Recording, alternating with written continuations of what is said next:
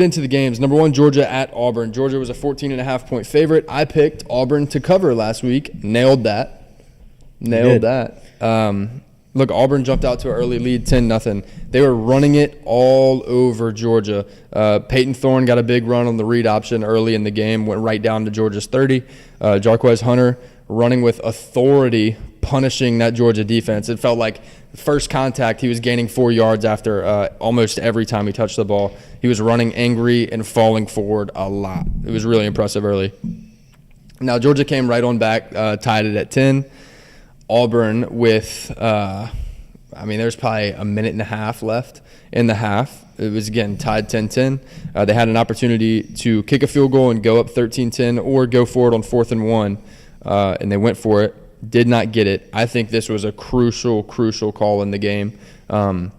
I'm not saying if I was the coach I would have necessarily done anything differently. Look, I'm not a coach. I don't know what I would have done in that scenario, but I know I was scratching my head when they ran the offense out there on 4th down. I think that's one of those things where if it works out, you'll be looked at as a hero. Like, for example, like when LSU went for 2 against that was against Alabama last year, right? Yeah. In overtime. Like, you look at that play and you're like, oh, wow, they're going for it. And then it works. You look like a genius. But if it doesn't work, then you look back and you're like, well, what the hell were you doing? Why wouldn't you play it safe there? I think in that scenario there's an argument to say the argument there is you're going for the win. You don't want to go back out into another overtime with that Alabama team. But I think what Auburn was looking at here is we can't beat Georgia with field goals.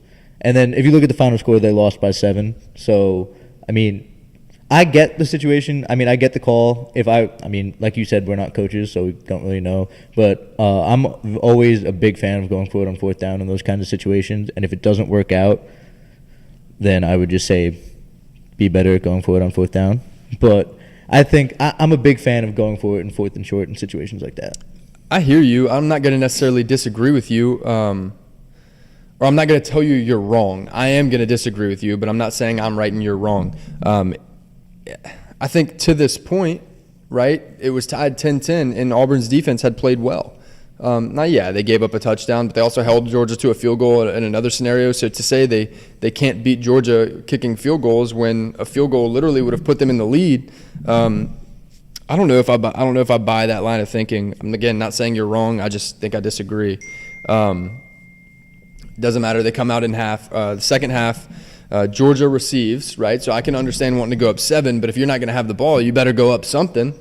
They kick it off to Georgia after one play. Georgia puts it on the turf, fumbles the ball, and Robbie Ashford comes in and moves right on down the field. He rushes down the field and ends up scoring. Daijun Edwards balled, ties it back up at 17, and now you're 17-17 closing out the third quarter, and from this point on, it's the Brock Bowers show. He ended up racking up, 157 yards. The touchdown that ended up being the last one scored that gave that gave Georgia the lead. It was a ball over the middle of the field. Probably, I think he called it at the 30, made 2 or 3 guys miss, and just took it to the crib. The thing with this game, right? So I did pick Auburn to cover the spread, and I picked that while having Georgia as my power-rated number 1 team overall. I don't necessarily think Georgia did anything that I wasn't expecting them to do. I think Auburn was in wounded animal mode here after losing to Texas A&M last week.